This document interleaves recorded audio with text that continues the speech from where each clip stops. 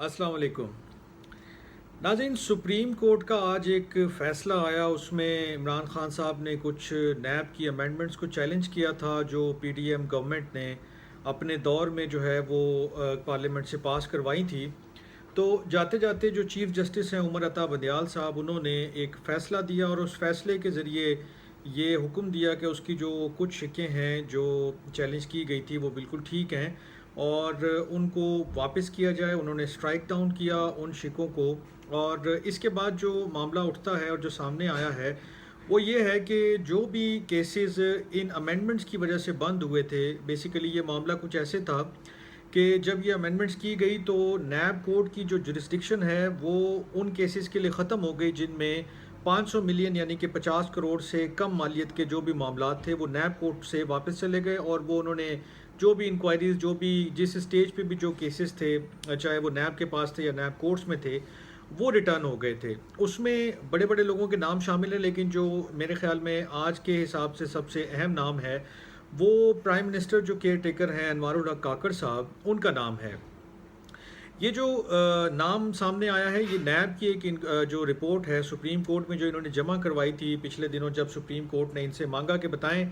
वो कौन कौन से लोग हैं और कौन कौन से केसेस हैं कि जब ये अमेंडमेंट्स आई हैं 2022 और 23 में, तो उसके ज़रिए जिन लोगों के केस रुके, अफेक्ट हुए या नैब को मुश्किलात आई कि जनाब आप आगे नहीं बढ़ सकते बिकॉज नई अमेंडमेंट्स आ गई हैं, नया कानून बन गया है। तो नैब ने जो रिपोर्ट जमा करवाई थी उसके अंदर ये सारी तफसीलात मौजूद हैं और उसके अंदर जो ये नाम मैं आपके साथ शेयर कर रहा हूँ अनवारुल हक काकड़ साहब का, ये उसी के अंदर मौजूद है। और उसमें उनके ऊपर जो इल्ज़ाम है वो बेसिकली वही है कि उन्होंने आमदन से ज़ायद असासे बनाए और उसका मेरे ख़्याल में जो उन्होंने कोई सबूत नहीं दिया या उन्होंने जो भी उनके मामलात हैं वो मुकम्मल तौर पर क्रिस्टल एंड क्लियर नहीं है। और नैब ने जो उनके ऊपर मामला बनाया था वो अभी बेसिकली इंक्वायरी स्टेज पे था। ऐसा नहीं था कि वो केस बन गया और वो इन्वेस्टिगेशन हो गई और कोर्ट में चला गया और कोई ट्रायल चल रहा था। तो बेसिकली वो जो केस था वो भी इंक्वायरी स्टेज पे था और उस स्टेज पे जब ये अमेंडमेंट्स आई तो वो ऑटोमेटिकली उन्होंने रिटर्न कर दिया नैब जो अथॉरिटीज़ ने, या उन्होंने रोक दिया उसको, क्योंकि उनके ख्याल के मुताबिक अब इस केस में आगे बढ़ने का कोई फ़ायदा नहीं था क्योंकि एक नया कानून बन चुका था। लेकिन अब सवाल ये उठता है कि क्या बीइंग अ प्राइम मिनिस्टर उनको कोई तहफ़्फ़ुज़ हासिल है? क्या नैब उनके ख़िलाफ़ आगे बढ़ सकेगा जब ये सुप्रीम कोर्ट की जजमेंट आ गई है? और क्या आइंदा दिनों में उनको कोई नोटिस जारी होंगे या कोई उनकी पेशी होगी या उनको इंक्वायरी के लिए बुलाया जाएगा? तो इसके ऊपर थोड़ी सी मैं आपके साथ बात कर लेता हूँ। अव्वल तो अभी ये भी डिस्कशन बिल्कुल ऑन गोइंग है कि चूँकि आज चीफ़ जस्टिस का आखिरी दिन था, वो चले जाएंगे और एक नए चीफ़ जस्टिस जस्टिस काजी फ़ायज़ ईसा जो है वो तशरीफ़ ले आएंगे। तो कुछ हलकों का ये ख्याल है कि चीफ़ जस्टिस जो नए आने वाले हैं वो हो सकता है कि जब इस पिटीशन को चैलेंज किया जाए, जिसका इंदिया भी दिया जा चुका है हुकूमत की जानिब से कि इसको रिव्यू के लिए चैलेंज किया जाएगा, रिव्यू पिटीशन फ़ाइल की जाएगी, तो ये ख्याल किया जा रहा है कि शायद वो रिव्यू में जब 3 के बजाय 5 मेंबर जो है वो जजेस बैठें तो इस मामले को वो ख़त्म कर दें, इस मामले को वो स्ट्राइक डाउन कर दें, इस मामले को वो ऐसी जजमेंट आ जाए कि जिसमें वो ये करार दे दें कि जो सुप्रीम कोर्ट है उसके पास ये इख्तियार नहीं है कि वो पार्लियामान का पास किया हुआ कोई कानून जो है उसे उड़ा दे। तो पार्लियामान सुप्रीम है, पार्लियामान के पास कानून साजी का हक है, पार्लियामान के पास जो है वो अमेंडमेंट करने का हक है, पार्लियामान के पास हक है कि वो कोई भी नया लॉ लेकर आए, कोई भी पुराना लॉ रिपील कर दे, ख़त्म कर दे। तो ये तमाम चीज़ें जो हैं हो सकता है रिव्यू पिटीशन का हिस्सा हों, रिव्यू फैसले का हिस्सा हों। तो एक तासुर ये है कि जो आइंदा आने वाले दिनों में चीफ़ जस्टिस साहब जब इस मामले को टेकअप करेंगे रिव्यू में,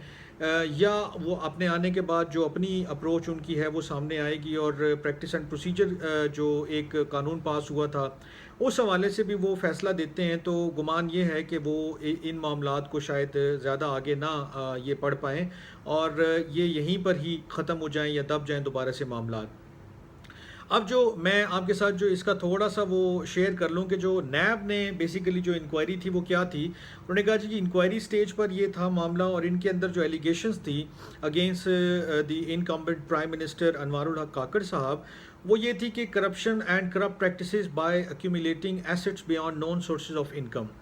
ये उनके ऊपर इल्ज़ाम था और जो रिमार्क्स वाला सेक्शन था जिसके अंदर नैब ने कोर्ट को यानी सुप्रीम कोर्ट को ये बताया कि चूंकि इनका मामला 500 मिलियन से कम का था तो ये अमेंडमेंट्स के बाद जो नैब में हुई तरमीम उसके बाद ये नहीं आगे बढ़ाया जा सका और ये वहीं पर रुक गया या जो भी इसका मामला वो अफेक्ट हो गया वो मामला उससे।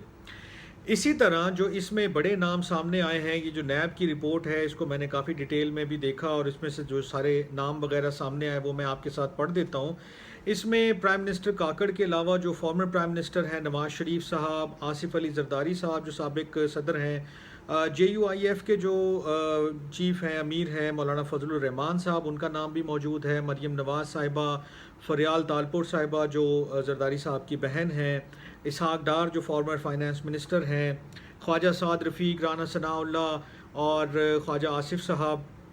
ये नून लीग के जो आपको पता है जावेद लतीफ़ साहब, ये वो लीडर्स हैं जिनका नाम है। इसके अलावा इसमें मखदूम खुसरो बख्तियार, आमिर महमूद कियानी जो पहले PTI का हिस्सा थे और अब वो IPP में चले गए हैं, और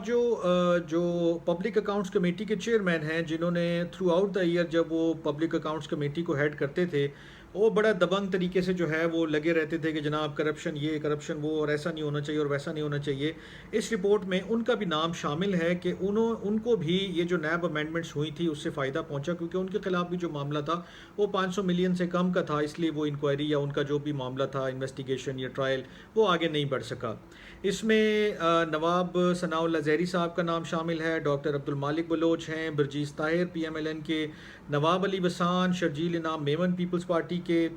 और लियाकत जतोई अमीर मुकाम, गुराम बुगटी, जाफ़र खान मंदोखेल और GB के जो गवर्नर हैं सैयद मेहदी शाह। ये कुछ नाम हैं कि जो मैंने अभी डिग आउट किए उस रिपोर्ट में से और उसमें से जो चीज़ें सामने आई वो आपके साथ शेयर कर रहा हूँ। तो इस जजमेंट में एक दो चीज़ें और भी बड़ी इंटरेस्टिंग हैं कि जब उन्होंने ये रिपोर्ट मंगवाई थी नैब से कि भाई आप पेश करें कि इस जो मामला है अमेंडमेंट का इससे कितने केसेस अफेक्ट हुए हैं और कितने यानी कि मालियत का नुकसान हुआ है या कितने मालियत के केसेस थे ये, अगर नुकसान को भी हम एक तरफ रख दें कि हो सकता है वो कल को बरी हो जाएं, बेगुनाह साबित हो जाएं।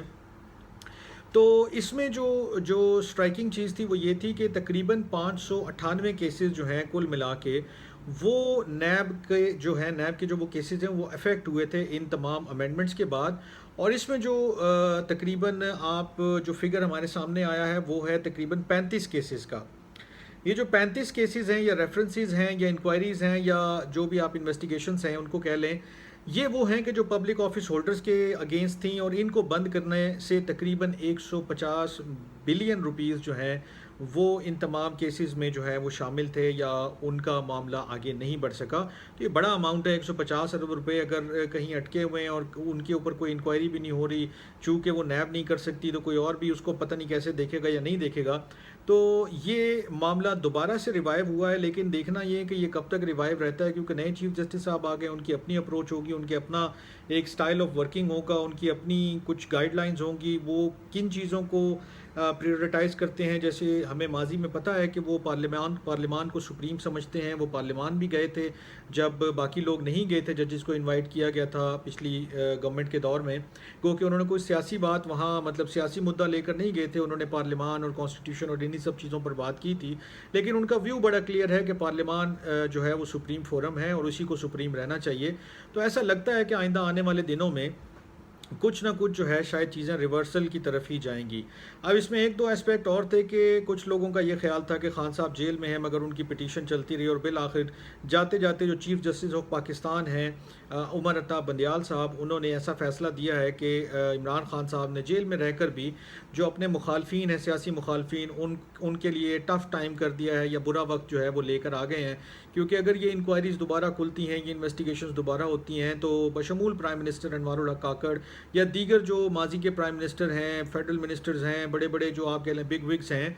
उनके ख़िलाफ़ मामलात आगे बढ़ते हैं अगर, तो वाकई उनको रोज़ वही कोर्ट कचहरी इन्वेस्टिगेशंस इंक्वायरियाँ और सब चीज़ें जो हैं वो फेस करनी पड़ सकती हैं। और हो सकता है उनके लिए आगे चल के मामलात ख़राबी की तरफ जाएं, कन्विक्शन की तरफ जाएं और वो दोबारा जो एक पार्लियामेंट्री पॉलिटिक्स है या एक मेन स्ट्रीम पॉलिटिक्स है वो ना कर सकें उस तरह से जिस तरह से वो प्लान कर रहे हैं या सोच रहे हैं। तो तो बहरहाल इस फैसले से काफ़ी हलचल मची है, डिबेट जनरेट हुई है, काफ़ी लोगों का ख्याल है कि ये आगे चल के शायद सस्टेन नहीं कर पाएगा मामला, और जो भी नए चीफ जस्टिस साहब आ रहे हैं वो इसको ख़त्म कर देंगे, या कोई ऐसी चीज़ें सामने आ जाएंगी कि ये मामला आगे नहीं बढ़ पाएगा। लेकिन बहरहाल आज के दिन, आज की घड़ी में ये मामला इस तरह है कि वो जो तमाम केसेस हैं उनको रिवाइव किया जा सकता है, उनमें दोबारा जहां वो केसेस ख़त्म हुए थे, जिस जगह ख़त्म हुए थे, जैसे ख़त्म हुए थे, उनको वैसे ही दोबारा रिस्टोर किया जा सकता है, आगे चलाया जा सकता है। तो देखते हैं आइंदा आने वाले दिनों में इस हवाले से मज़ीद क्या जो है वो जो भी तब्दीलियाँ रूनुमा होती हैं, जो भी कार्रवाई आगे बढ़ती है, तो उसमें क्या नताइज निकलते हैं। तब तक के लिए अपना बहुत ख्याल रखिएगा। अल्लाह ने के बाद।